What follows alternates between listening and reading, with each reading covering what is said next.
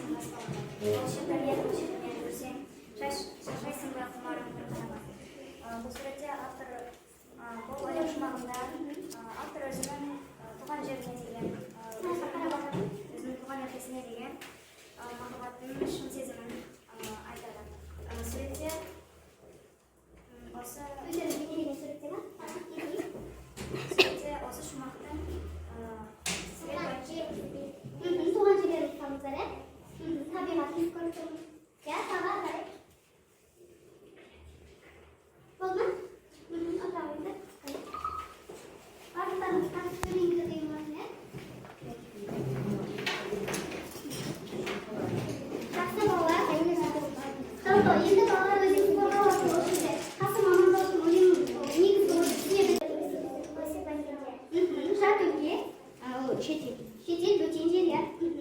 Шау тартқан шағында деп тұр, яғни кәртайған шағында, шау болған кеткен шағында, қария атанған шағында деген мағынада. Мұңсыз күндер. Мұңсыз күндерін деген Қазақстандағы мұңсыз күндерін еске алады. Табиғаттағы табиғаты ерекше кездерін еске алады. Жақсы. Келесі бізде тәрк етіп дейді. Сақ пен тәжді тәрк етіп дейді. Сақ пен тәжге қолын бір сәт деген мағынада. Барлығын тастап, өзі ел үшін қалғанда тәжінде тастап аттанады деген. Келесі екінші топ су таттамас деп, су таттанған. Туған жерге су таттанған екен дейді. Бірден жол жүріп кеткен. Су деген, мысалы адам жол жүрердің алдына дайындалады, адамдарға ескертеді, жан-жағынан кездерді. Ол бірден жусан несін серісте, одан су тиеліне бірден келіп қалды. Аттанды. Екінші топ әлемнің төрт бұрышы дейді. Әлемнің бүкіл жері. Келесі көкірек көзін ашып дейді. Көкірек көзін ашып дүниенің ойы мен қырын дейді. Солғанға не жетсін? Көкірек көзін ашып дүниенің ойы мен қырын деген ол білім алып білімді болғаннан кейін бүкіл дүниені оны қалай орналасқанын қай жерде екенін ойлау арқылы жүрміз. Яғни бір жерде қалып қалса, ешқайда шетелге шықпасаң көкірегі ояу бола ма мысалы? Көз ашық болмайды, сонда да бірақ елді аралауға не жетсін дейді. Келесі үшінші топ айдарынан жел еспек дейді. Айдарынан жел еспектер, егер туған жеріміздің сүймесе, онда бізге айдар лайықты болады. Егер туған жеріміздің қадірлі айдар лайықты болады. Айтып отыр, туған жерден рухани байланысыңды үзбесең ғана айдарынан жел еспек дейді. Яғни сәттілік сенің жаныңда болады, өмірің сәттілікке толы болады дейді. Мысалы шетелге кетіп қалып сен туған жеріңде еліңді ұмытып кетуің керек те, намыстанып, мысалы менің елім емес деп. Шетелде жүрсең де сен өз еліңді мақтан тұтып айтып жүруің керек, сол дұрыс болады деген. Яғни осы мәтінге бізде балалар жаңағы айтып өткен өзге елде сұлтан болғанша өз еліңде ұлтан бол деген мақал осы мәтінге келетін сияқты. Өйткені жаңағы жас сайынан басқа шет елге кетіп, ол жақта тақ пен тәжге ие болса да, ол не істеді? Өзінің еліне ештеңе демей, тақ пен тәжге тастап, өз туған жеріне Қазақстанға кетті. Сол кезде әсер етіп тұрған не нәрсе? Бір ғана жусанның исі ғана, елін жерін есіне түсірді. Одан кейін ол алып та не істеді? Өз еліне аттанып кетті. Бүкіл нәрсесін қалдырып өз еліне кетті. Енді балаларды сіздермен қазір тіл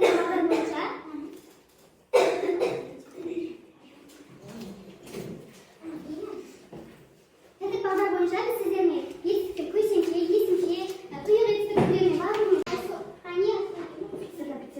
міне балдарымыз көре аласыздар, мына жерде кім дұрыс? Талғардың қазір жүрміз. Рахмет, одан кейін Айсұлу. Осы бойынша сіздер бағалайтын болған балалар. Енді балалар сабағымызды тез қорытындылап жіберейік, жетістік бастаудағы бойынша. Бүгін тақырыпта не түсіндіңіздер, не түсінбедіңіздер, қандай тақырып? Тез орныңыздан тұрып айтамыз. Жақсы, нені түсіндіңіз, сұрағыңыз бар ма, мүлдем түсінбегендеріңіз бар ма? Бірінші топтан бір адам айтамыз, тез. Мен бұл сабақтар мен туған жерде кішкентай кезден бастап шықпаса да тақ пен тәжді көрген адам қалып еді.